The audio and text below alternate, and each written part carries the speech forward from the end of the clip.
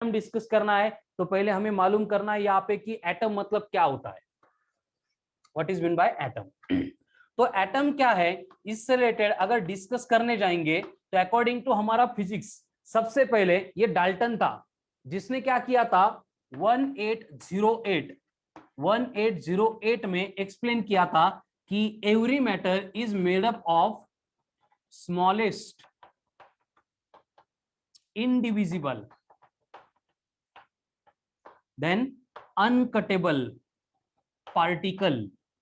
ठीक है, सबसे पहले डाल्टन ने एक्सप्लेन किया था कि हमारा जो नेचर है वो नेचर में सब कुछ जो बना है जिसको अपन मैटर बोलते हैं, तो ये जो मैटर है इसको बनाने वाला एक छोटा सा पार्टिकल होता है जो कैसा है, स्मॉलेस्ट है, इनडिविजिबल है, हम उसको डिवाइड नहीं कर सकते, अनकटेबल है, कट नहीं कर सकते। तो जो अनकटेबल है उसको ग्रीक में एटोमास बोला जाता है एंड इसलिए इस पार्टिकल को सबसे पहले एटम बोलो ऐसे डाल्टन ने बोला था। तो एटम के बारे में सबसे पहली इंफॉर्मेशन हमें प्रोवाइड की थी बाय डाल्टन, कब, अराउंड 1808।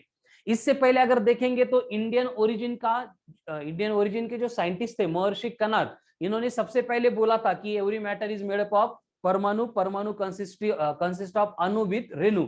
लेकिन अणु रेणु परमाणु को अपन स्टडी नहीं करते, हम स्टडी करते हैं यूरोपियन साइंस को जिसमें एटम की स्टडी जो है वो स्टार्ट होती है ये यहाँ पे डाल्टन के एक्सप्लेनेशन से, जहां पे डाल्टन ने बोला था कि हर एक एटम बना हुआ है smallest indivisible uncuttable particle known as atomos यानी एटम।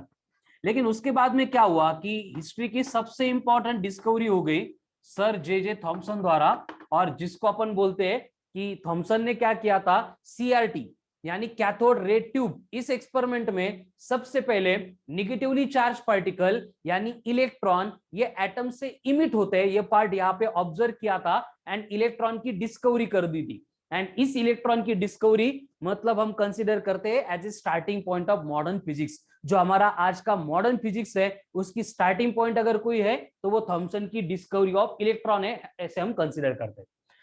तो थॉमसन ने क्या किया था 1897 में सीआरटी यानी कैथोड रे ट्यूब एक्सपेरिमेंट में फाइंड किया था कि एटम क्या कहता है, निगेटिवली चार्ज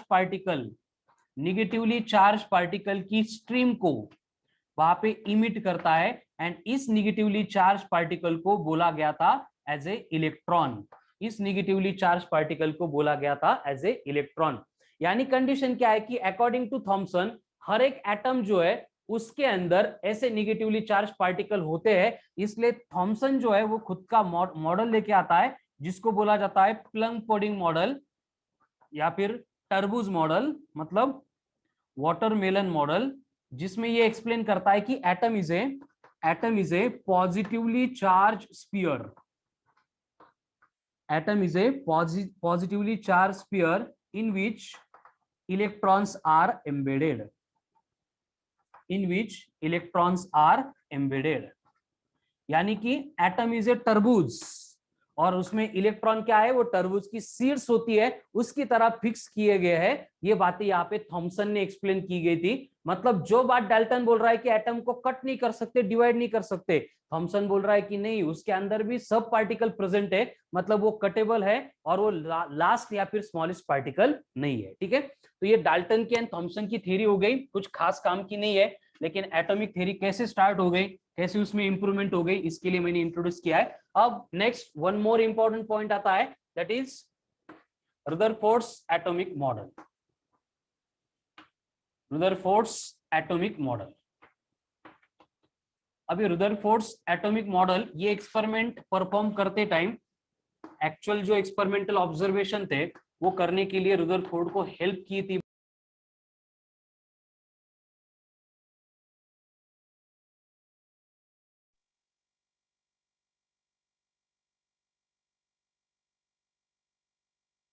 चलो है क्लियर अभी सबको?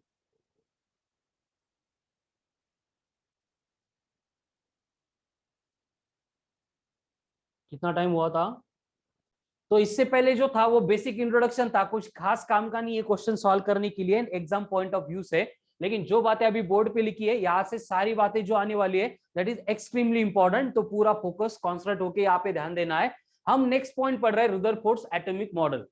प्रैक्टिकल केस कंडीशन ये थी, देखो कि ये जो रदरफोर्ड था इसको एटॉमिक मॉडल से कुछ खास लेना देना नहीं था, ये रुदरफोर्ड को जो है scattering of alpha particle, scattering of alpha particle by gold foil, by gold foil, इसमें एक्सपेरिमेंट, इसमें इंटरेस्ट था। मतलब यहाँ पे गोल्ड फॉइल रखी गई, सामने एक फ्लूरोसेंट स्क्रीन है जो अल्फा पार्टिकल जहां पे इंसिडेंट होते हैं उनकी लोकेशन को डिटेक्ट करने के लिए। यहाँ पे अल्फा पार्टिकल का सोर्स आ गया। अल्फा पार्टिकल का सोर्स मतलब ये रेडियो एक्टिव मटेरियल होगा जो अल्फा पार्टिकल यानी हीलियम न्यूक्लियस इमिट करेगा, और एक्स्ट्रा की हीलियम न्यूक्लियस यहाँ पे ऑब्जर्व करने के लिए या ये लीड की शीट्स आ गई, और ये लीड क्या करते हैं फिर एक्स्ट्रा के अल्फा पार्टिकल जो निकलेंगे उनको एब्जॉर्ब कर लेते हैं।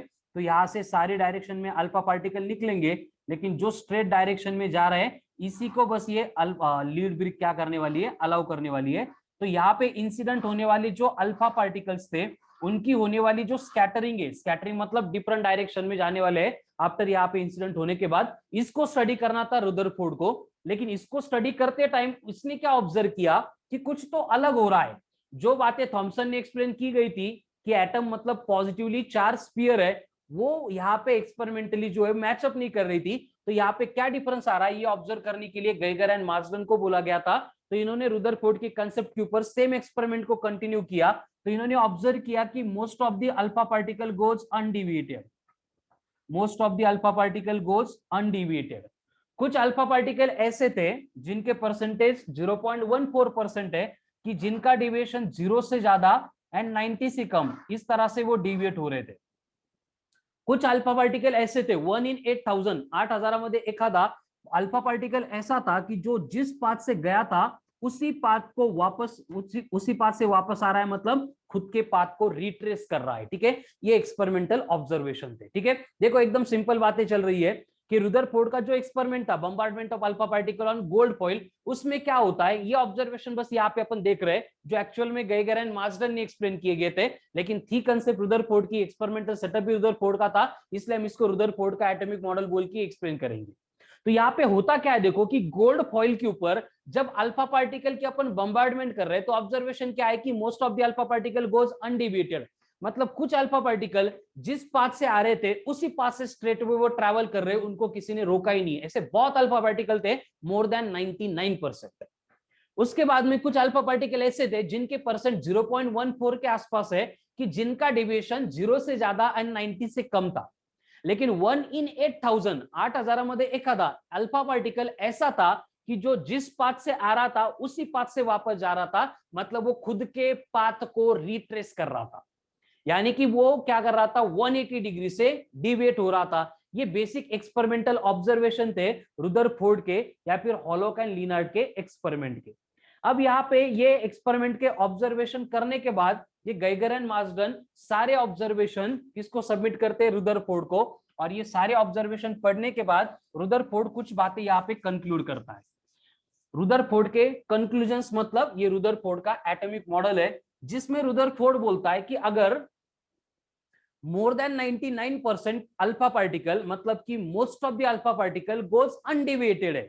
इसका मतलब क्या है, इसका मतलब यह है कि उस अल्फा पार्टिकल को रोकने वाला पाथ में कोई था ही नहीं, क्योंकि वो अनडिविएटेड गए, उनका डिविएशन हुआ ही नहीं। मतलब वो जिस पाथ से जा रहे थे वो पाथ तो पूरा हॉलो ही था। इसका मतलब रुदरफोर्ड फर्स्ट पॉइंट में बोलता है कि atom is A hollow sphere, atom is A hollow sphere. Atom क्या है, हॉलो स्फीयर है पूरा। मतलब क्या है, हॉलो समझ में आता है ना, पूरा मोकड़ा है जिसमें से अल्फा पार्टिकल ट्रेवल कर रहा था, उसको किसी ने अपोज ही नहीं किया।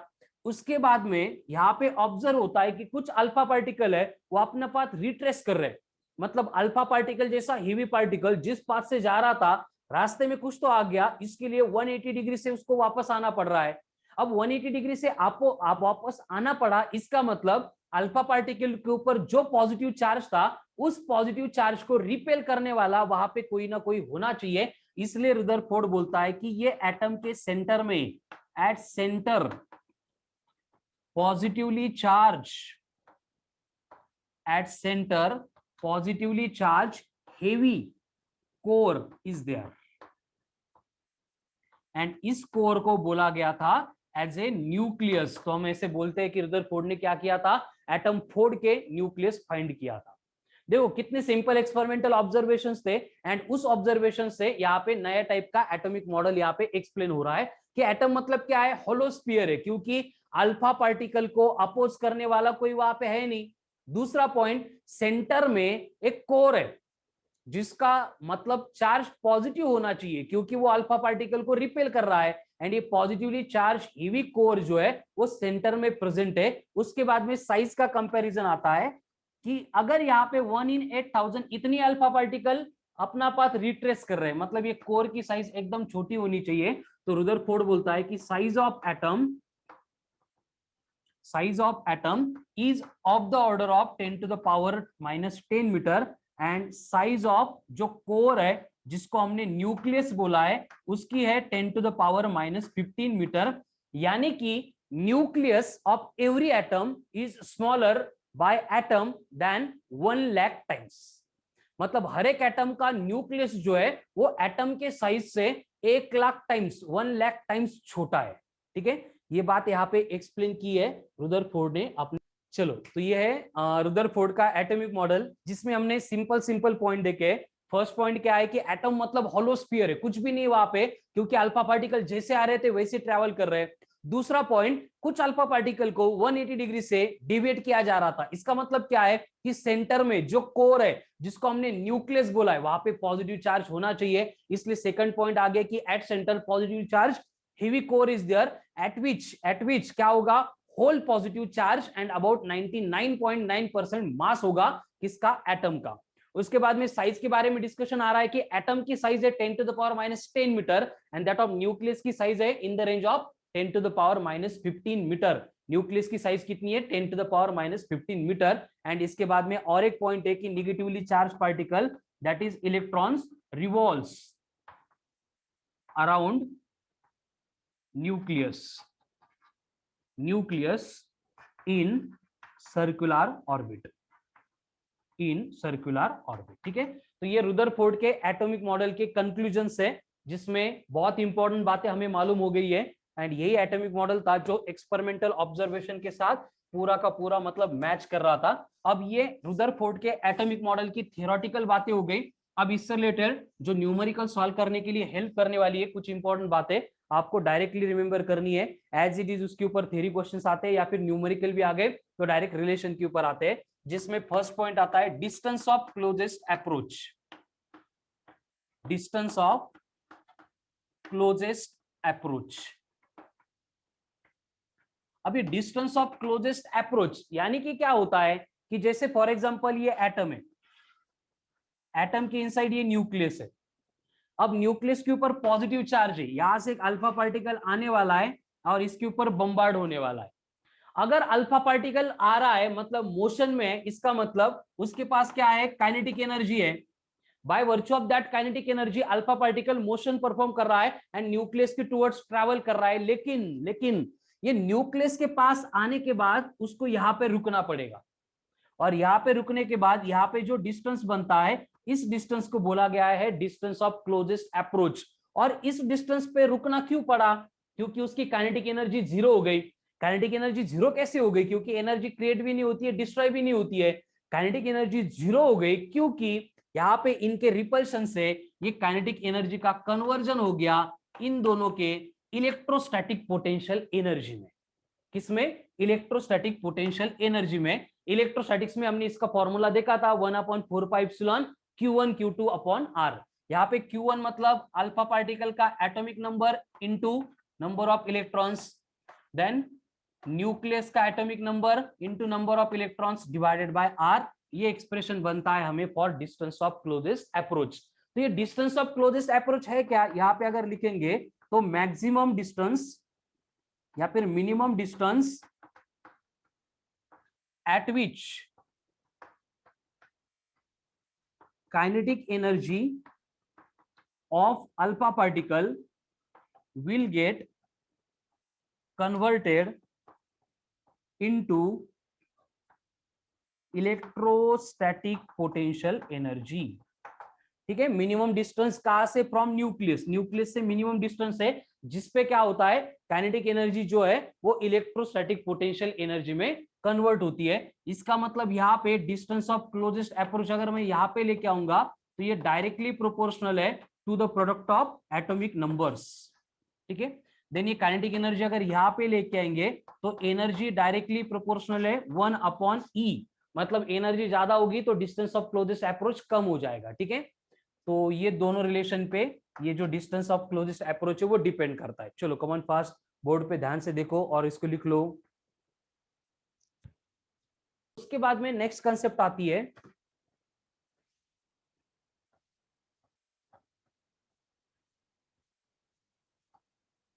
Impact parameter.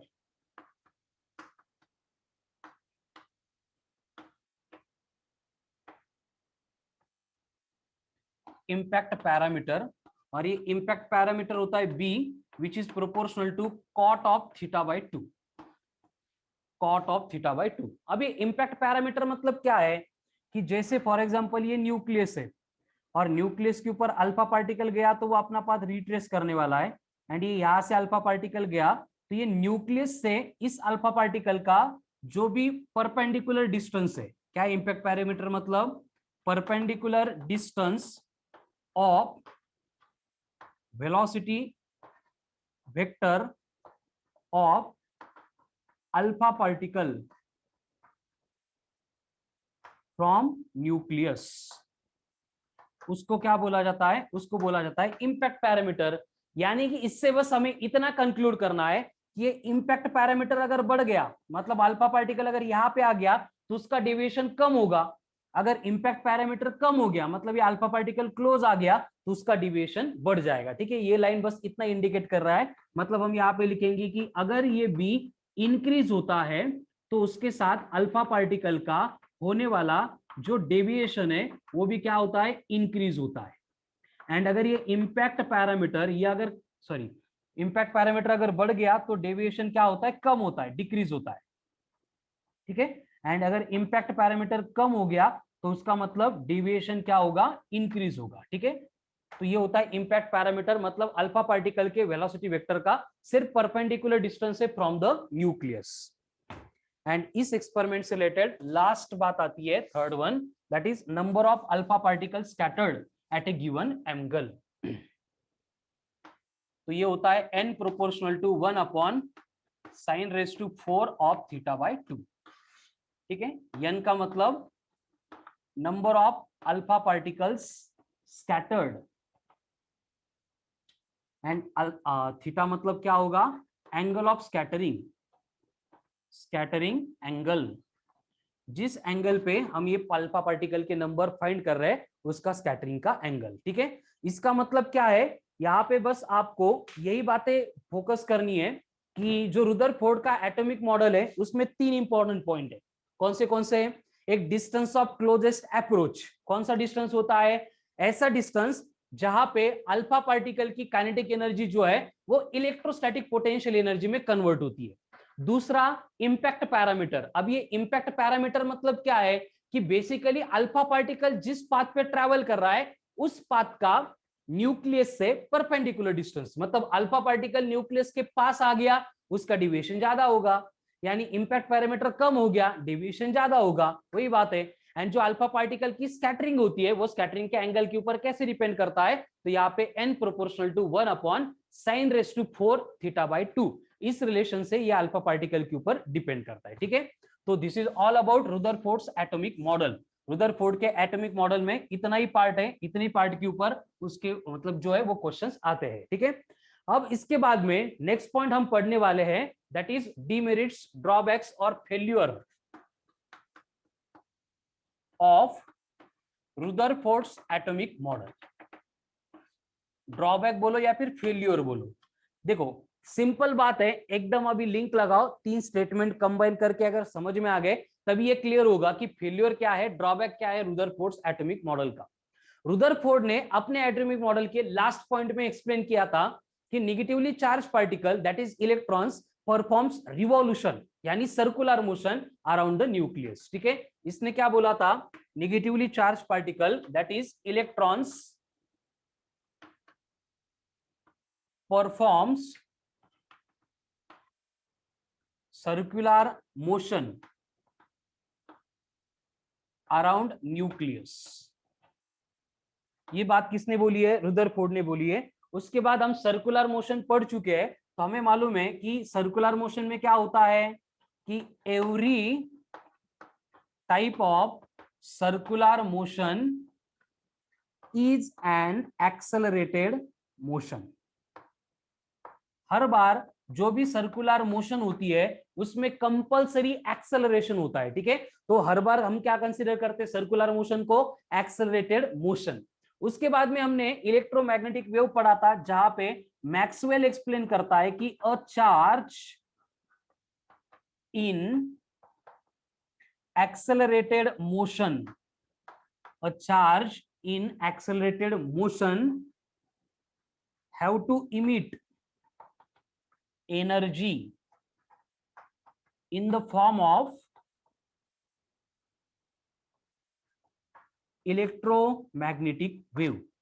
हमने ये इलेक्ट्रोमैग्नेटिक वेव टॉपिक में पढ़ा था कि कोई भी चार्ज अगर एक्सेलरेटेड मोशन में है तो उसको क्या करना है? एनर्जी इमिट करना है। तो इसका मतलब क्या होगा? इफ इट इज ट्रू, अगर ये पॉसिबल है, फैक्ट है, तो इसका मतलब क्या होगा? Electron must fall on nucleus by following a spiral path। अगर ये बात सही है तो इसका मतलब इलेक्ट्रॉन क्या करेगा? न्यूक्लियस के ऊपर फॉल करेगा by following a spiral path, मतलब इस तरह का एक पाथ फॉलो करके ये न्यूक्लियस के ऊपर आके गिर जाएगा, which is contradictory to the behaviour of atom. असं होत नहीं है। अगर न्यूक्लियस जाके इलेक्ट्रॉन जाके न्यूक्लियस के ऊपर फॉल हो जाते तो एटम का जो फिजिकल, केमिकल, इलेक्ट्रिकल प्रॉपर्टीज है कोई भी ओबे नहीं करता, ठीक है। लेकिन ये एक्चुअल में नहीं होता है, मतलब प्रैक्टिकली एटम के बिहेवियर के साथ ये सारी बातें कॉन्ट्राडिक्टरी है। तो फिर ऐसा क्यों, ये एक्सप्लेन करने के लिए ये रुदरफोर्ड एटॉमिक मॉडल अनेबल था। तो इसीलिए हम इसको बोलते हैं ये फेल्यूर है, या फिर ड्रॉबैक है, या फिर डीमेरिट है रुदरफोर्ड के एटॉमिक मॉडल का, ठीक है। समझ में आ गया? इसका स्क्रीनशॉट ले लो, बहुत इंपॉर्टेंट पॉइंट है, फेलियर और drawback of Rutherford atomic model. बाकी सारी बातें इसने एक्सपेरिमेंटली इतनी अच्छे से एक्सप्लेन की थी, बस यही एक बात थी जिसके वजह से यहाँ पे रुदरफोर्ड एटॉमिक मॉडल को हमें थोड़ा सा मॉडिफाई करना पड़ा। और उसको मॉडिफाई करने के लिए फिर हमारे सामने आता है बोहर, नील्स बोहर। और नील्स बोहर जो है वो ये सारी बातें ओवरकम करके एकदम सिंपल, स्ट्रेट फॉरवर्ड एंड सबसे इंपॉर्टेंट एटॉमिक मॉडल एक्सप्लेन करता है। रुदरफोर्ड का एक्सप्लेनेशन आ गया था eight the end of 1909। And इसका ये ड्रॉबैक है, ये बेसिकली ड्रॉबैक जो है ये फाइंड किया था नील्स बोहर ने। एंड इस ड्रॉबैक को ओवरकम करके 1913 में वो क्या करता है? खुद का एटॉमिक मॉडल लेके आता है। और उस एटॉमिक मॉडल में नील्स बोहर क्या करता है? बोर्स एटॉमिक मॉडल, बोहर क्या बोलता है कि मेरा अगर एटॉमिक मॉडल आपको समझना है तो सबसे पहले आपको 4 थ्योरीज कंबाइन करनी पड़ेगी। एक पढ़नी पड़ेगी, एक क्लासिकल मैकेनिक्स जिससे हम सर्कुलर मोशन लेंगे, प्लस मॉडर्न इलेक्ट्रोमैग्नेटिज्म जिससे हम मैक्सवेल की थ्योरी उठाएंगे, उसके बाद में प्लैंक्स क्वांटम थ्योरी पीक्यूटी, एंड उसके बाद में रुदरफोर्ड एटॉमिक मॉडल। ये 4 थ्योरी को कंबाइन करके फिर नील्स बोहर क्या करता है? खुद के पोस्टुलेट्स लेके आता है। अब इसके पोस्टुलेट्स के जो स्टेटमेंट है वो मैं लिख के नहीं देने वाला हूं, मैं बस प्रोनाउंस करूंगा। मॉड्यूल में वो प्रिंट करके दिए है, बस हम फॉर्मूले जो है वो यहाँ पे देखेंगे। तो ये बोहर जो है अपने खुद के फर्स्ट पोस्टुलेट में एक्सप्लेन करता है कि न्यूक्लियस है, उसके सराउंडिंग में रिवॉल्व होने वाला जो इलेक्ट्रॉन है, इसका पाथ अगर सर्कुलर है तो हर एक सर्कुलर मोशन को परफॉर्म होने के लिए सेंट्रीपिटल फोर्स प्रोवाइड करना पड़ता है। तो नील्स बोहर यहाँ पे एक्सप्लेन करता है कि in case of hydrogen atom, ये सारी बातें एक्सप्लेन की गई थी रिलेटेड टू हाइड्रोजन एटम। उसके बाद में ये रिमेनिंग एलिमेंट्स के लिए, रिमेनिंग न्यूक्लियस के लिए भी एप्लीकेबल है। बस हम वहां पे क्या करते हैं? जेड को अरेंज करते हैं, यानी एटॉमिक नंबर को अरेंज करते हैं। तो हाइड्रोजन एटम में यहाँ पे नील्स बोहर बोल रहा है कि जो नेसेसरी सेंट्रीपिटल फोर्स है किसके लिए? For the circular motion of electron is provided by electrostatic force of attraction. Between nucleus and electron. अब सेंट्रीपिटल फोर्स मतलब इसका फॉर्मूला होगा m into v square upon r. Electrostatic force मतलब formula होगा 1/4 epsilon into e square upon r square. ठीक है, यहाँ पे देखो m जो है, m इसका मतलब है mass of electron, then v का मतलब है इस ऑर्बिट में वेलोसिटी ऑफ इलेक्ट्रॉन, r का मतलब है रेडियस ऑफ इलेक्ट्रॉन।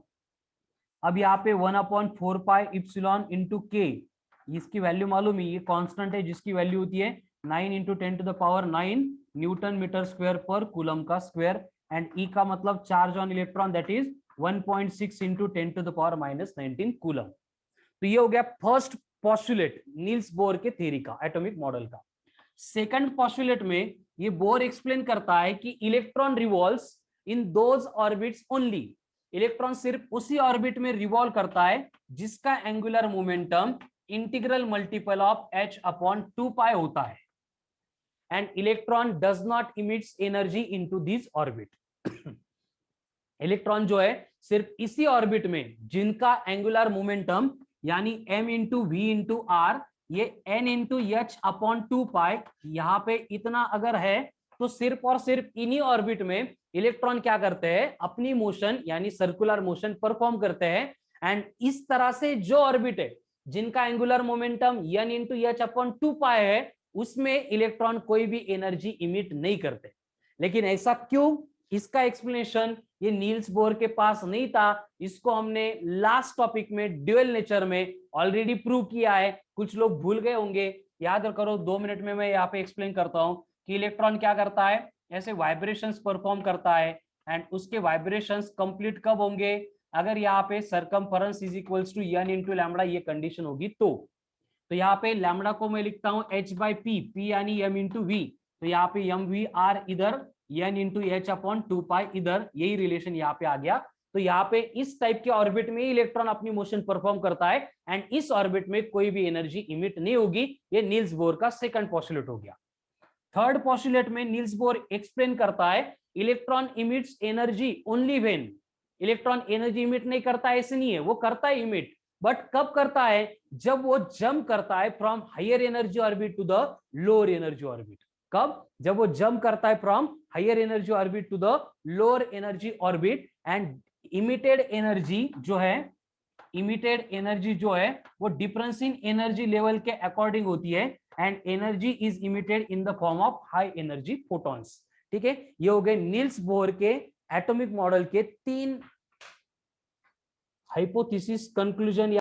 ठीक है, तो ये हो गए नील्स बोर के एटॉमिक मॉडल, इसको अपन बोर्स हाइपोथेसिस ऐसे भी बोलते हैं। वेरी इंपॉर्टेंट 3 पॉइंट है, जिसमें यहाँ पे हमें 3 एक्सप्रेशन भी मिल गए, जिसके ऊपर हम आगे के टॉपिक में जितने रिक्वायर्ड फॉर्मूले हैं उनको डिराइव करने वाले। ठीक है, चलो 1 बाय 1। सबसे पहले radius of bourse orbit, radius of bourse orbit. अब डेरिवेशन इतने कुछ खास इंपॉर्टेंट नहीं है, इसलिए मैं एक्सप्लेन करता हूं, लेकिन थोड़ा सा स्पीड से एक्सप्लेन करूंगा, बस आपको थोड़ा ध्यान देना है, समझ में आएगा। एंड लास्ट फॉर्मूला यहाँ पे इंपॉर्टेंट रहेगा। ठीक है, तो सबसे पहले अकॉर्डिंग टू फर्स्ट पोस्टुलेट अगर देखेंगे तो फर्स्ट पोस्टुलेट क्या एक्सप्लेन कर रहा है, mv²/r is equals to 1/4 epsilon into e²/r²। अगर मैं यहाँ पे एक आर कैंसिल करूंगा तो v² इज इक्वल्स टू क्या मिला, v² मिला e²/4 इप्सिलॉन इंटू m, यहाँ पे m बस इस साइड में लेके गया, ये v² का फॉर्मूला मिला, इक्वेशन नंबर 1। अब यहाँ पे देखो सेकंड पोस्टुलेट अगर हम यूज करेंगे बाय यूजिंग सेकंड पोस्टुलेट, तो सेकंड पोस्टुलेट से यहाँ पे समझ में आएगा कि जो एंगुलर मोमेंटम है m into v into r, that must be equal to n into h/2π। अगर मुझे यहां से वेलोसिटी चाहिए, अगर मुझे यहां से वेलोसिटी चाहिए जस्ट, ठीक है चलो, तो यहाँ पे mvr इज इक्वल्स टू बन गया n इंटू h/2π। अब यहाँ पे ये सेकंड पोस्टुलेट को अगर मैं थोड़ा सा रीअरेंज करूंगा, आवाज आ रही ना, थोड़ा सा अगर रीअरेंज करूंगा तो यहाँ पे v इज इक्वल्स टू क्या बनेगा, v इक्वल्स टू बनेगा n into h/2π into m into r। अगर दोनों साइड में स्क्वायर करेंगे तो ये बनेगा v² equals to n² h square upon 4 pi square m square r square. अभी वेलोसिटी का इक्वेशन मुझे मिला स्क्वायर का, तो यहाँ पे भी वी स्क्वायर है, यहाँ पे भी वी स्क्वायर है, दोनों साइड, दोनों की एक साइड सेम है, दूसरी साइड अगर अपन इक्वेट करेंगे मतलब फ्रॉम 1 and 2, तो यहाँ पे हमें क्या मिलेगा, e square upon 4 pi epsilon into m is equals to, यहाँ पे क्या है, n square h square upon 4 pi square m square into r square. ठीक है, अब यहाँ पे इनको सिंप्लीफाई करेंगे तो क्या होगा, देखो ये पाई 4 पाई कैंसल, यहाँ पे एक मास ये भी कैंसल, यहाँ पे मुझे आर स्क्वायर, यहाँ पे एक आर बचा था, ठीक है ना, ये आर, यहाँ पे भी आर होगा, तो एक आर कैंसल, आर को अगर इस साइड में लेके जाएंगे तो आर इक्वल्स टू क्या बनेगा, ये इप्सिलॉन ऊपर, तो आर इक्वल्स टू बनेगा n square h square epsilon upon pi m e square, n square h square epsilon upon pi m e square. ये बना expression for radius of electron into Bohr's orbit या फिर hydrogen atom. मतलब nucleus के surrounding में electron जब circular motion perform करेगा तो उस इलेक्ट्रॉन के सर्कुलर पाथ की रेडियस कैलकुलेट करने के लिए ये एक्सप्रेशन हमें मिला है, जो कि टॉपिक का सबसे इंपॉर्टेंट फॉर्मूला है। यहाँ पे n को बोला जाता है प्रिंसिपल क्वांटम नंबर या फिर डायरेक्टली ऑर्बिट नंबर। h का मतलब है प्लैंक्स कांस्टेंट, कितना है 6.63 into 10 to the power -34 joule second. Epsilon का मतलब परमिटिविटी और उसकी वैल्यू होती है 8.85 into 10 to the power -12 coulomb square पर न्यूटन मीटर का स्क्वायर। पाई मतलब मालूम ही सबको, यम का मतलब मास ऑफ इलेक्ट्रॉन जो है 9.1 into 10 to the power -31 kg। And at the end बचा है ई मतलब चार्ज ऑन इलेक्ट्रॉन जो होता है 1.6 into 10 to the power -19 coulomb. तो ये बन गया expression for radius of electron into Bohr's orbit. ठीक है, तो इस तरह से रेडियस के लिए एक्सप्रेशन हमने डिराइव किया है। अब देखो सेम एक्सप्रेशन के साथ हम आगे कुछ डील करेंगे कि यहाँ पे इस एक्सप्रेशन में अगर मैं n is equals to 1 put करूंगा एंड ये h epsilon pi m e square सारी यूनिवर्सल कांस्टेंट है, इनकी वैल्यू अगर पुट करूंगा तो n इज इक्वल्स टू 1 है, तो उस केस में मुझे रेडियस मिलती है 0.53 एंगस्ट्रॉम। ये कैसे आ गया, यहाँ पे जो कांस्टेंट मैंने लिखे थे इनकी वैल्यू मैंने पुट कर दी तो मुझे r मिला 0.53 एंगस्ट्रॉम। ये आपको लर्न करना पड़ेगा, प्रिपेयर करना पड़ेगा कि इलेक्ट्रॉन अगर हाइड्रोजन एटम के सराउंडिंग में फर्स्ट ऑर्बिट में रिवॉल्यूशन परफॉर्म कर रहा है तो उसकी रेडियस कितनी होती है 0.53 एंगस्ट्रॉम होती है। लेकिन अगर ऑर्बिट चेंज हो गए तो इसका मतलब r जो है वो directly proportional to n square होगा, r जो है वो directly proportional to n square होगा। ये किसके लिए, और हाइड्रोजन के लिए। लेकिन हाइड्रोजन छोड़ के दूसरा कोई भी एलिमेंट अगर आपको देंगे तो उस केस में रेडियस बनेगी n स्क्वायर अपॉन z, जहां पे z का मतलब होता है एटॉमिक नंबर, जो भी एलिमेंट आपको दिया था उस एलिमेंट का एटॉमिक नंबर। ठीक है, तो ये सारे रिलेशन जो बोर्ड पे आपको दिख रहे हैं they are extremely important. And इसके ऊपर से हम किसी भी ऑर्बिट में किसी भी एलिमेंट के अगर इलेक्ट्रॉन रिवॉल्यूशन परफॉर्म कर रहा है तो उसके लिए हम रेडियस कैलकुलेट कर सकते हैं। ठीक है, चलो, तो अगर यहाँ पे n is equals to 1, n is equals to 2, n equals to 3, n equals to 4, n equals to 5 ऐसे वैल्यू अगर मैंने कंसीडर की है तो उसके लिए रेडियस कितनी होगी, ऐसे आपको एक टेबल बनाना है। सिर्फ बना के काम नहीं चलेगा, उसको लर्न करना है, क्योंकि ये टेबल अगर लर्न हो गया तो एग्जाम में डायरेक्ट क्वेश्चन आते हैं, हम वहां पे आंसर लिख सकते हैं। जैसे n1 इक्वल्स टू 1 है तो ये कितनी है 0.53 एंगस्ट्रॉम। अब इस रिलेशन से हम इसको ऐसे भी लिख सकते हैं R2 upon R1 is equals to N2 upon N1 का स्क्वायर। तो N1 तो 1 था, N2 कितना है 2, 2 का स्क्वायर 4, यानी R2 क्या बनेगा 4 इंटू 0.53, तो ये आएगा 4 इंटू 0.53। उसी तरह से मुझे बाद में N3 लेना पड़ेगा, तो यहाँ पे आएगा 3 का स्क्वायर मतलब 9 इंटू 0.53, यहाँ पे आएगा 16 इंटू 0.53, यहाँ पे आएगा 25 इंटू 0.53। इस तरह से किसी भी ऑर्बिट की रेडियस किसी भी एलिमेंट की केस में अगर हमें कैलकुलेट करना है तो हम इस टेबल के ऊपर वर्क करने वाले, ठीक है। चलो, तो ये हो गया radius of different orbit in case of hydrogen atom. लेकिन हाइड्रोजन एटम छोड़ के अगर दूसरा एटम भी दिया है तो हम वहां पे क्या कर सकते हैं, बस ये z जो है r proportional to n square by z, इस रिलेशन का यूज करके वहां पे रिक्वायर्ड रेडियस जो है उसको हम कैलकुलेट करेंगे, ठीक है। तो अब जैसे हमने रेडियस कैलकुलेट की थी उसी तरह से हम वेलोसिटी कैलकुलेट करेंगे। अब देखो सेकंड पोस्टुलेट से हमें रिलेशन क्या मिला था, m v r is equals to n into h upon 2 pi, फिर हमने इसको लिखा था v is equals to n h upon 2 pi into m into r. यहां तक हमने सेकंड पोस्टुलेट से लिखा है। अब हम क्या करेंगे, यहाँ पे जो रेडियस का फॉर्मूला अभी डिराइव किया था, क्या था, r equals to n square h square epsilon upon pi m e square, इसको मैं ऊपर पुट करने वाला हूं। लेकिन यहाँ पे पुट करते टाइम r डिनोमिनेटर में है, इसलिए मैं उल्टा करके मल्टीप्लाई करूंगा, तो मुझे वेलोसिटी मिलेगी n h upon 2 pi m into pi m e square divided by n square h square epsilon.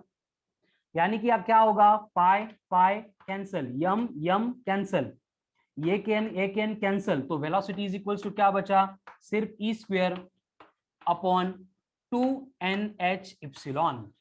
ये बन गया एक्सप्रेशन फॉर वेलोसिटी। अगर यहाँ पे फिर से मैं n इक्वल्स टू 1 पुट करूंगा, सारे यूनिवर्सल कांस्टेंट है अभी लिख के दिए थे वही है, तो मुझे फर्स्ट ऑर्बिट के लिए वेलोसिटी मिलेगी 2.2 इंटू 10⁶ मीटर पर सेकंड। यानी हाइड्रोजन एटम के फर्स्ट ऑर्बिट में अगर इलेक्ट्रॉन सर्कुलर मोशन परफॉर्म कर रहा है तो उस सर्कुलर मोशन की वेलोसिटी होती है 2.2 इंटू 10⁶ मीटर पर सेकंड।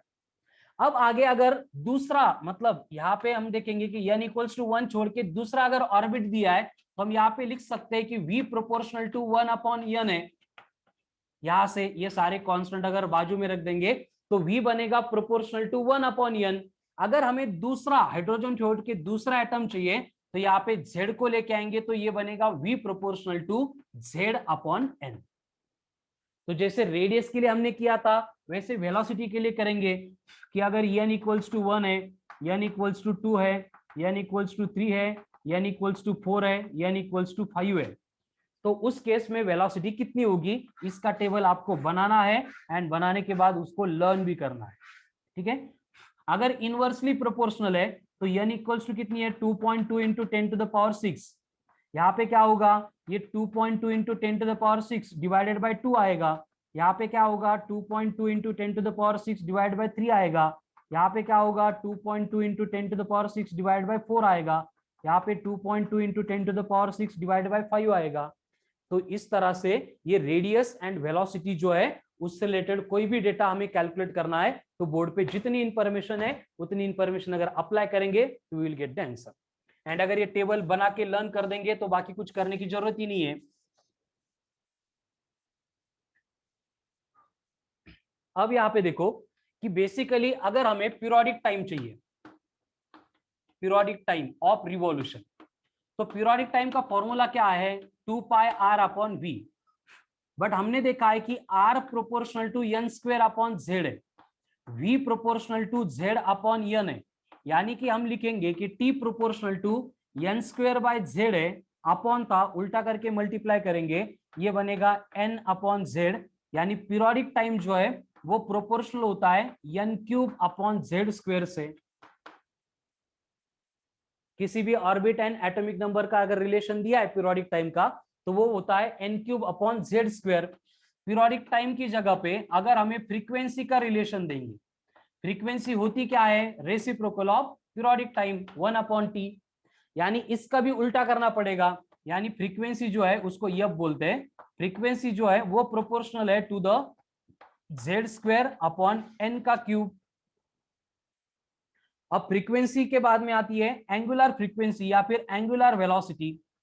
अब angular velocity omega equals to 2πn है, यानी कि ओमेगा प्रोपोर्शनल टू ये फ्रीक्वेंसी है f, यानी ये प्रोपोर्शनल होगी again z square upon n³ के साथ। एक्सट्रीमली इंपॉर्टेंट रिलेशन बोर्ड के ऊपर आ रहे हैं। इसके बाद में अगर मुझे करंट की बात दी गई है, करंट की, तो करंट का फॉर्मूला क्या होता है, I equals to e upon t, यानी कि E इंटू फ्रीक्वेंसी, यानी करंट भी प्रोपोर्शनल होगा ये फ्रीक्वेंसी का जो रिलेशन है, दैट इज Z का स्क्वायर अपॉन N का क्यूब, इस तरह से। फिर लीनियर मोमेंटम है, एंगुलर मोमेंटम है, कैसी प्रोपोर्शनलिटी है हम यहाँ पे इजीली कैलकुलेट कर सकते हैं अगर हमें आर एंड वी का रिलेशन मालूम है तो। ठीक है, चलो बोर्ड पे दिया है, स्टेप बाय स्टेप सारा डेटा देख लो। Is that clear?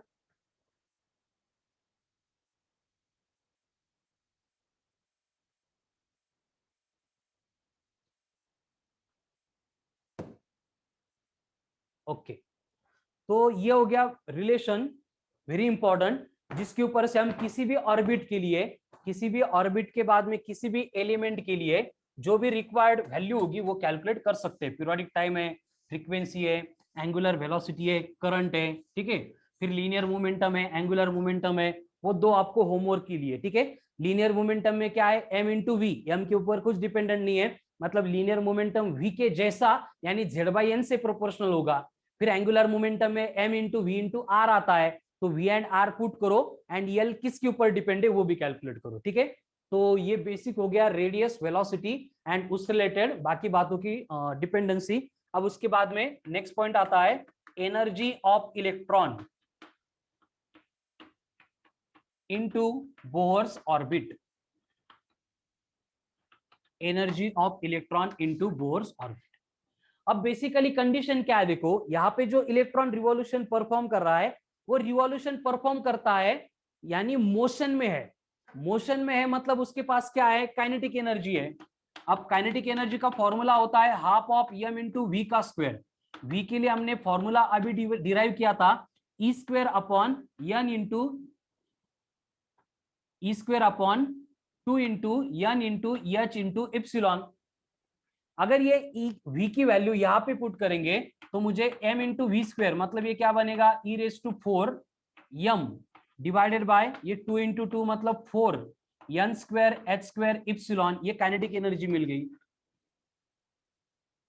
लेकिन जो इलेक्ट्रॉन रिवॉल्यूशन परफॉर्म करता है वो परफॉर्म कहां पे कर रहा है, वो परफॉर्म कर रहा है न्यूक्लियस के इलेक्ट्रिक फील्ड में। कहां पे, न्यूक्लियस के इलेक्ट्रिक फील्ड में। इसका मतलब क्या होगा, उसके पास पोटेंशियल एनर्जी भी होगी, एंड पोटेंशियल एनर्जी का फॉर्मूला होता है पोटेंशियल एट ए पॉइंट, यानी 1/4 pi epsilon, 1/4 pi epsilon into e square by r. ये फॉर्मूला होता है पोटेंशियल एनर्जी का।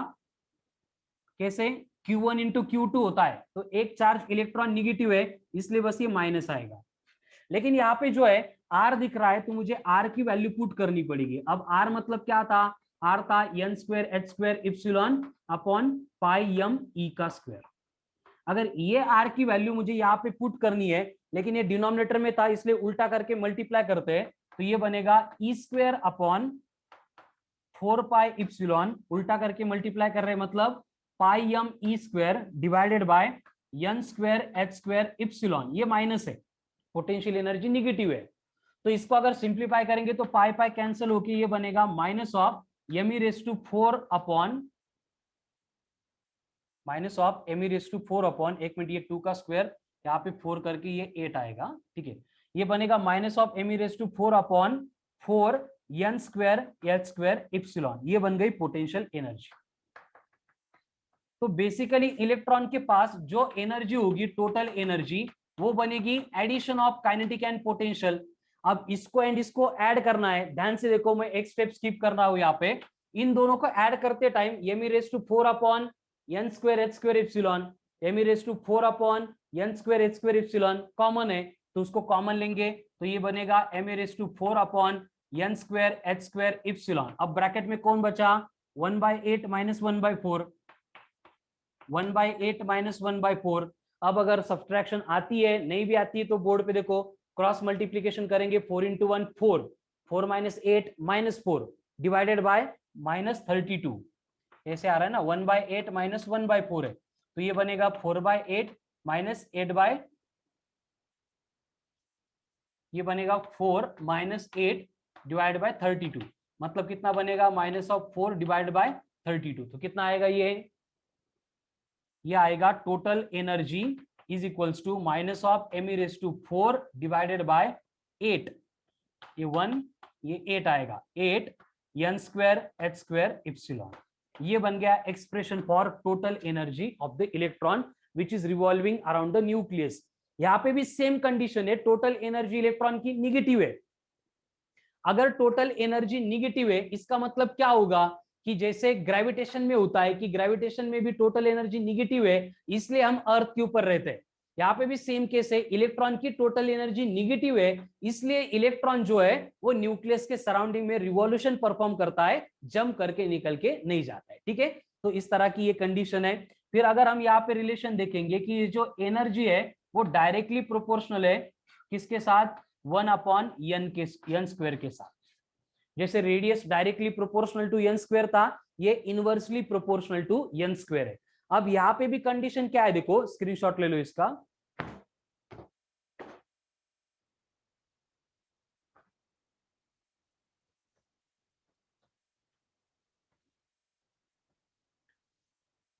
यहाँ पे भी कंडीशन क्या है कि अगर ये लास्ट वाले एक्सप्रेशन में यहाँ पे अगर मैं n=1 पुट करूंगा, बाकी सारे यूनिवर्सल कांस्टेंट है, मास, इलेक्ट्रॉन, h, इप्सिलॉन, 8 अभी लिख के दिया था वही है सारे, तो उस केस में हमें एनर्जी मिलती है -13.6 इलेक्ट्रॉन वोल्ट।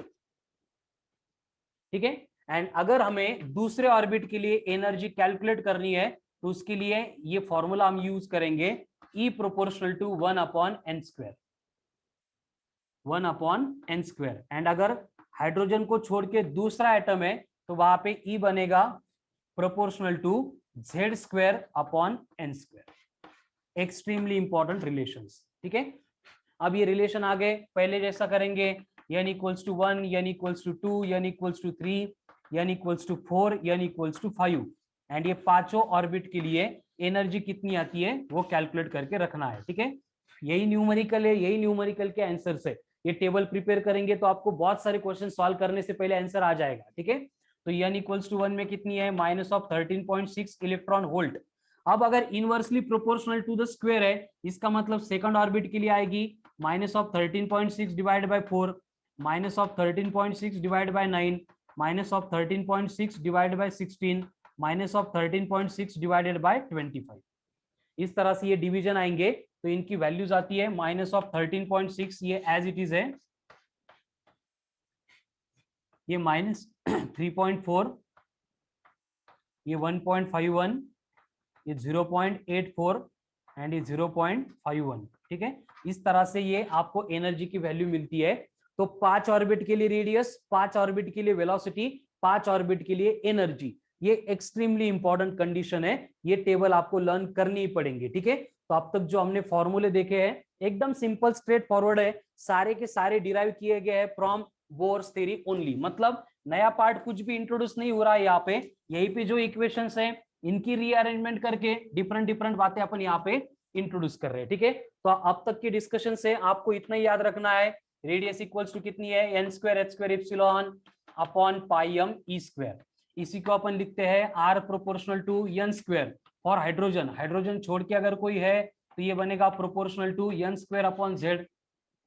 वही बात अगर वेलोसिटी की देखेंगे तो वेलोसिटी के लिए क्या है, E²/2 into n into h into epsilon, इसका मतलब v प्रोपोर्शनल टू 1/n है, इसका मतलब v प्रोपोर्शनल टू z/n है, खत्म। ये किसके लिए, हाइड्रोजन के लिए। ये किसके लिए, हाइड्रोजन लाइक, मतलब हाइड्रोजन को छोड़ के दूसरे एटम्स। और यहाँ पे अगर टोटल एनर्जी चाहिए तो टोटल एनर्जी होती है -m⁴/8 ε² n² h², यानी कि एनर्जी प्रोपोर्शनल टू 1/n² है। वही अगर हमें एटॉमिक नंबर दिया जा रहा है तो एनर्जी प्रोपोर्शनल टू Z²/n² है, फिनिश्ड। अब तक के डिस्कशन में इतने फॉर्मूले बेसिकली इंपॉर्टेंट थे, बाकी सारा डिस्कशन जो है इनके ऊपर से डिराइव किया गया था। तो ये हो गया basic important part related to Bohr's theory. तो बोर्स थ्योरी रिलेटेड इंपॉर्टेंट बातें इतनी थी। अब इससे रिलेटेड बस एक लास्ट पॉइंट बचा है जिसमें हम स्टडी करते हैं एनर्जी के स्पेक्ट्रम को। किसको स्टडी करते हैं, एनर्जी के स्पेक्ट्रम को। अब एनर्जी स्पेक्ट्रम मतलब क्या, उसके लिए लगता है बोर का थर्ड पोस्टुलेट। अब बोर ने क्या किया था, थर्ड पोस्टुलेट में एक्सप्लेन किया था कि इलेक्ट्रॉन जो है will emit energy only when it jumps from higher energy level to the lower energy level. And इस केस में जो भी इमिटेड एनर्जी होगी वो इक्वल टू रहेगी डिफरेंस इन एनर्जी लेवल। यानी कि कंडीशन क्या थी देखो कि En माइनस ईपी इज इक्वल्स टू था H इंटू न्यू। अगर मैं यहाँ पे एनर्जी की वैल्यू पुट करूंगा, अभी जो फॉर्मूला डिराइव किया था m⁴ वाला, वही यहाँ पे मैं पुट करूंगा, तो ये En मतलब हायर एनर्जी ऑर्बिट है, तो इसके लिए एक्सप्रेशन बनेगा minus of m⁴ upon 8 epsilon square n square h square. अब माइनस था, इसमें भी माइनस है, सो माइनस माइनस प्लस हो जाएगा। यहाँ पे भी एक्सप्रेशन बनेगा m⁴ अपॉन 8 इप्सिलॉन स्क्वायर, बस ऑर्बिट के नंबर को p बोला है तो ये बनेगा p square h square equals to h nu. अब दोनों में से अगर मैं ये h न्यू को इधर लिख देता हूं इक्वल टू, दोनों में से अगर मैं m⁴ upon n square h square epsilon square, इसको अगर कॉमन लूंगा तो ब्रैकेट में क्या बचा, एक मिनट, n स्क्वायर कॉमन नहीं ले सकते, 8 कॉमन ले सकते हैं, ठीक है। तो ब्रैकेट में क्या बचा, ये पॉजिटिव इसलिए पहले ले लेते, 1 upon p square minus 1 upon n square, ठीक है। इसका मतलब ये h न्यू अगर इमिटेड एनर्जी है, जिसको अगर मैं डेल्टा ई से लिख रहा हूं, तो emitted energy is given by m⁴ divided bye 8h square epsilon square into 1 upon p square minus 1 upon n square. ये एक्सप्रेशन हमें यहाँ पे मिल रहा है। ये किसके लिए, फॉर हाइड्रोजन एटम। लेकिन अगर हाइड्रोजन एटम यहाँ पे नहीं होगा तो वहां पे क्या होगा देखो, तो ये सारा नंबर है, इसमें अगर इनकी वैल्यू पुट करेंगे तो ये आती है 13.6 इंटू जेड का स्क्वायर, मतलब ये हाइड्रोजन छोड़ के दूसरे एटम के लिए। अगर यहाँ पे हाइड्रोजन लेना है तो यहाँ पे जेड की वैल्यू बस 1 लिखना पड़ेगा, in bracket 1 upon p square minus 1 upon n square. ये बन गया expression for emitted energy when electron jumps from higher energy orbit to the lower energy orbit, ठीक है। अभी इस एक्सप्रेशन को हम थोड़ा सा मॉडिफाई करेंगे इसको, इसके बाद में मैं नेक्स्ट स्टेप लिख रहा हूं, ठीक है। इसका स्क्रीनशॉट ले लो, फिर मैं इसको रब कर दे रहा हूं।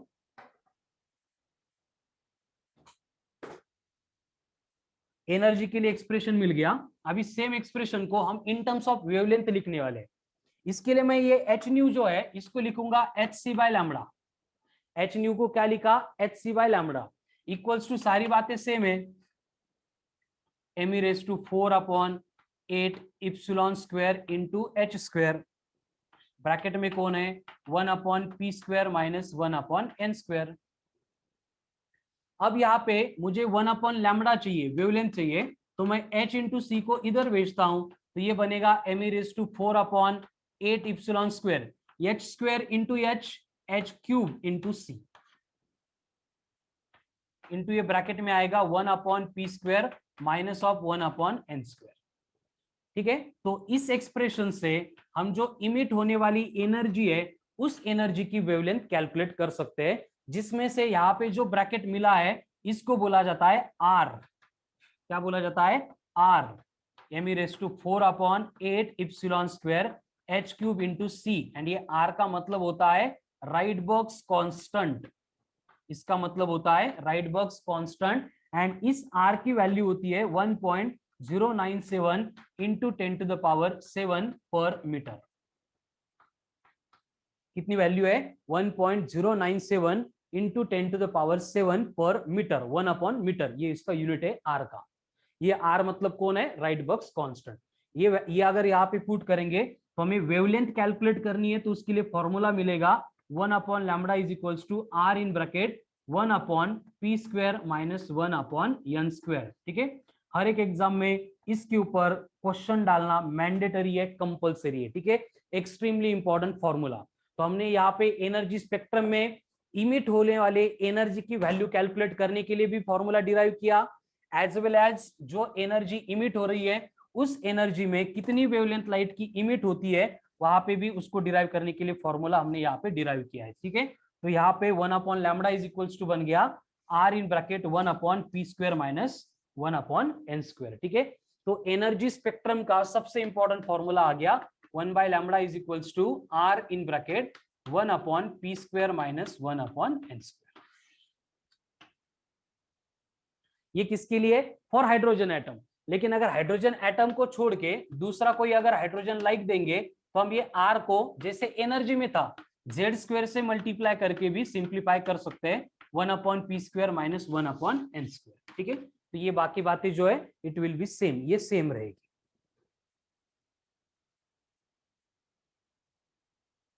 प्रणव काय झालं, काय समजलं की?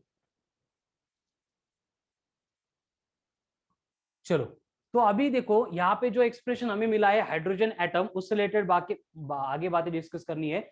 ये हाइड्रोजन छोड़ के दूसरा एलिमेंट दिया है तो बस z² से मल्टीप्लाई करना है। ठीक है, बाकी सारी बातें सेम रहेगी।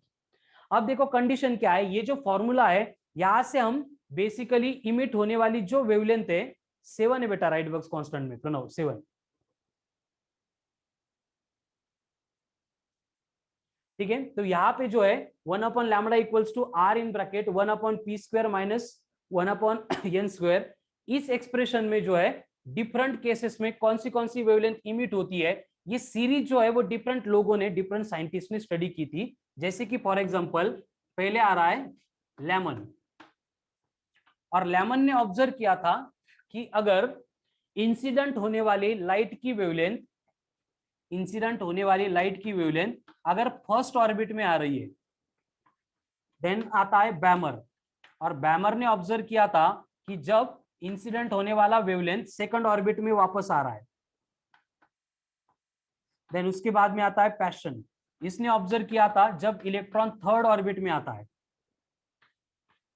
उसके बाद में आता है ब्रैकेट, और ये ब्रैकेट ने ऑब्जर्व किया था कि अगर इलेक्ट्रॉन फोर्थ ऑर्बिट में वापस आ रहा है एक्साइटेड स्टेट में से, एंड लास्ट में पी फंड की केस में इलेक्ट्रॉन अगर फिफ्थ ऑर्बिट में वापस आ रहा है तो। ठीक है, तो इस तरह की 5 स्पेक्ट्रम है एनर्जी की, जहां पे क्या हो रहा है, ये पी की वैल्यू मतलब इलेक्ट्रॉन एक्साइटेड स्टेट में से जब ग्राउंड स्टेट में आ रहा है, तो ग्राउंड स्टेट में आने के बाद वो कौन से लाइट को इमिट कर रहा है, कौन से वेवलेंथ को इमिट कर रहा है, वो बातें हम यहाँ पे कंसीडर कर सकते हैं। ठीक है, तो लेमन ने ऑब्जर्वेशन किया था, सेम फॉर्मूले में जब P इक्वल्स टू 1 पुट करेंगे तो इसने बोला था कि जो लाइट है वो यूवी रीजन में होती है। कौन सी रीजन में? अल्ट्रा वायलेट में होती है। इस बैमर ने बोला था कि जो लाइट है वो लाई करती है in visible spectrum. Visible spectrum मतलब 35000 टू 7500 या फिर 4000 टू 7000। देन पैशन ने ऑब्जर्व किया था कि जो वेवलेंथ है वो इंफ्रारेड रीजन में है, मतलब 7000 से ज्यादा।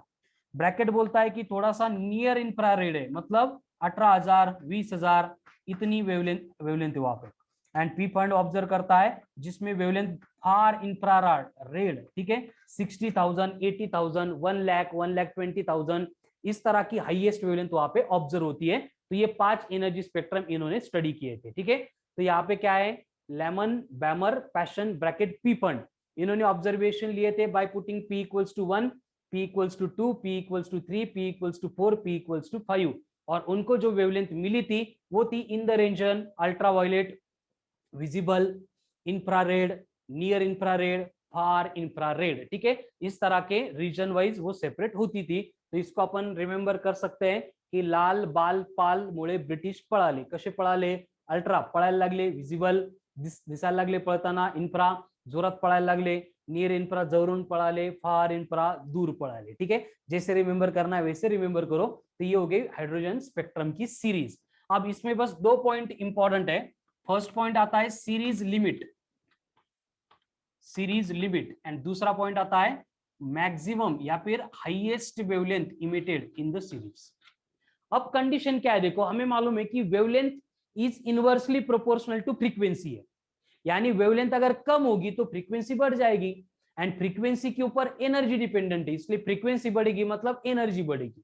तो यहाँ पे मैंने सीरीज लिमिट लिखा है. सीरीज लिमिट मतलब सबसे कम, लीस्ट वेवलेंथ कब होगी? जब एनर्जी हाईएस्ट होगी. एंड एनर्जी हाईएस्ट कब होगी इस ट्रांजिशन में? जब आने वाला इलेक्ट्रॉन अगर इंफिनिटी से आ रहा है तो हमें क्या करना पड़ेगा, n is equals to infinity, and maximum wavelength के लिए n equals to p+1. Electron दूरून नहीं आला पाहिजे, जवळून आला पाहिजे, सो दैट उसकी एनर्जी कम होगी, इसका मतलब वेवलेंथ मैक्सिमम रहेगी. तो अगर हमें लेमन की सीरीज लिमिट फाइंड करनी है, n equals to infinity put करेंगे, हर एक केस में n equals to infinity put करेंगे, एंड अगर मैक्सिमम वेवलेंथ चाहिए तो n equals to p+1 put करेंगे। ठीक है, इस तरह से हमें ये वैल्यूज मिलती है for series limit as well as highest wavelength emitted in the given spectrum. अब देखो, जैसे कि फॉर एग्जांपल लेमन की बात चल रही है, सीरीज लिमिट चाहिए, n इंफिनिटी है, 1/∞ 0 0 गया, कुछ काम का नहीं है। ठीक है, p कितना था 1, तो 1/λ इज इक्वल्स टू r है, यानी लैम्बडा इज इक्वल्स टू कितना हो जाएगा 1/r, तो यहाँ पे ये बना 1/r। मैक्सिमम वेवलेंथ चाहिए, इसका मतलब क्या होगा, ब्रैकेट में यहाँ पे लिखता हूं, ब्रैकेट में क्या आएगा 1/λ equals to r in bracket 1/p मतलब 1/1 माइनस 1/p+1 2 है, 2 मतलब ये 4 आएगा।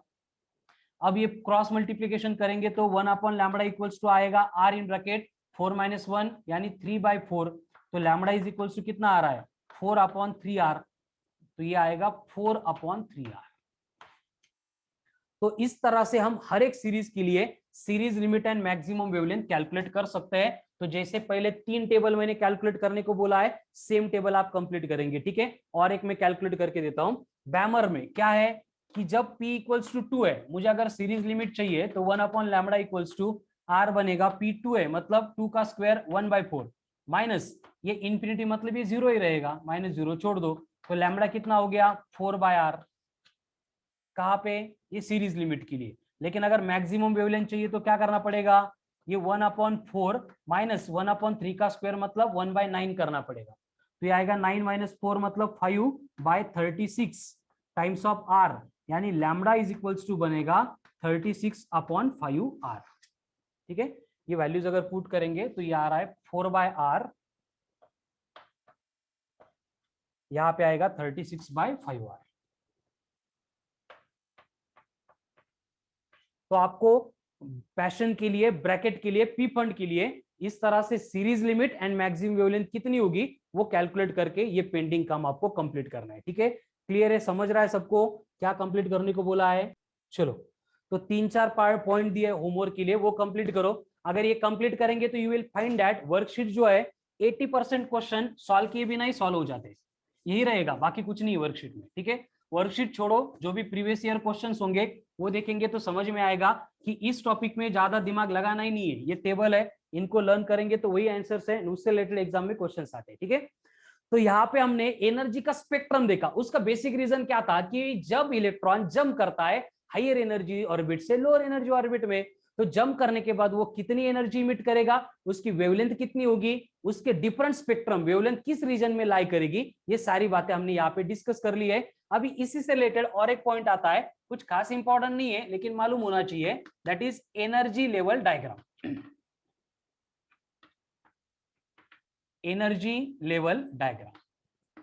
अभी एनर्जी लेवल डायग्राम जो है इसमें क्या होता है, देखो एनर्जी लेवल डायग्राम में कि मैं यहाँ पे कुछ हॉरिजॉन्टल लाइन ड्रॉ करूंगा, इसको बोला जाएगा n इक्वल्स टू 1 एंड ये है जीएस, जीएस मतलब ग्राउंड स्टेट।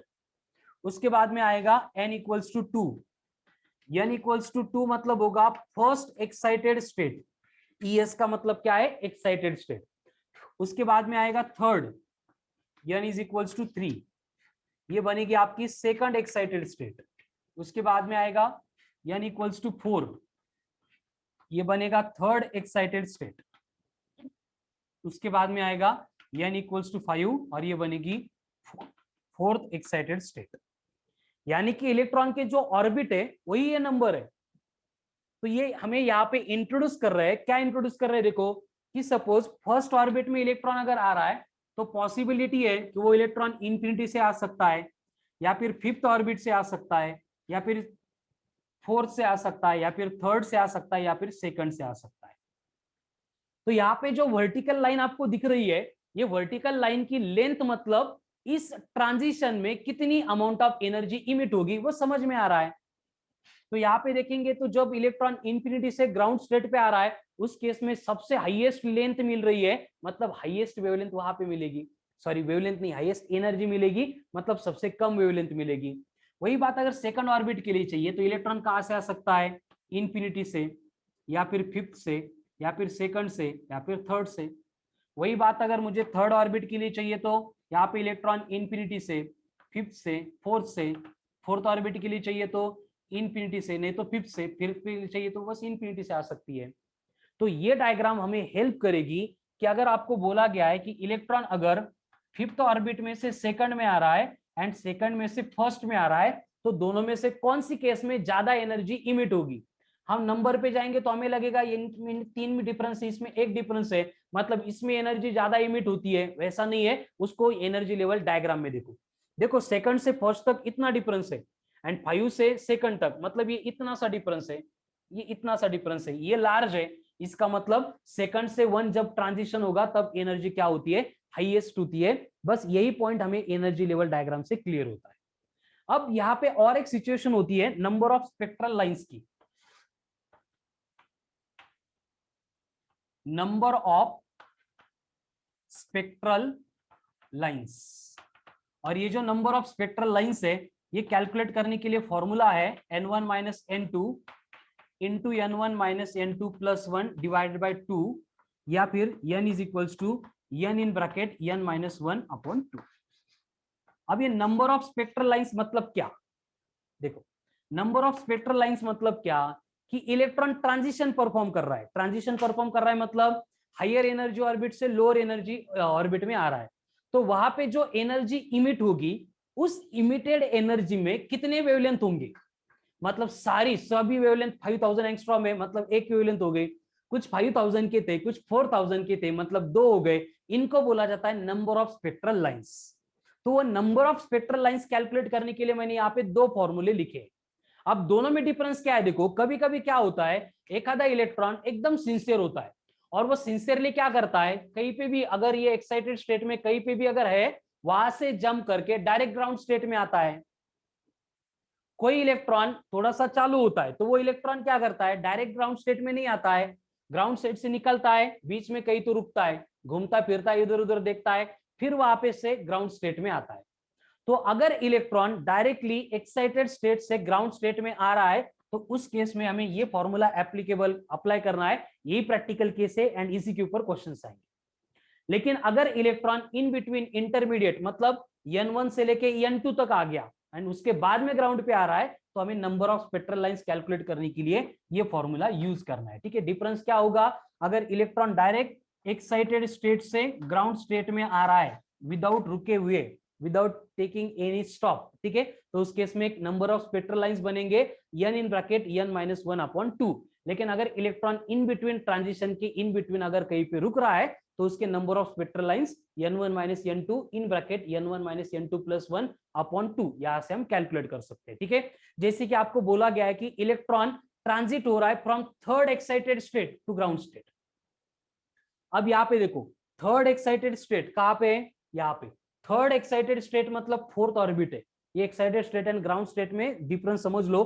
ग्राउंड स्टेट मतलब n equals to 1, first excited state मतलब n इक्वल्स टू 2, तो मैंने थर्ड एक्साइटेड स्टेट बोला है मतलब n इक्वल्स टू 4 है। वहां से ग्राउंड स्टेट में आ रहा है तो नंबर ऑफ स्पेक्ट्रल लाइंस कितने होंगे, तो यहाँ पे n की वैल्यू 4 पुट करेंगे तो ये आएगा 4 इन ब्रैकेट 4 माइनस 1 यानी 3 डिवाइड बाई 2, ये 1 ये 2, मतलब वहां पे 6 अलग अलग वेवलेंथ मतलब 6 स्पेक्ट्रल लाइंस इमिट होने वाले। ठीक है, तो ये हो गया energy level diagram and number of spectral lines.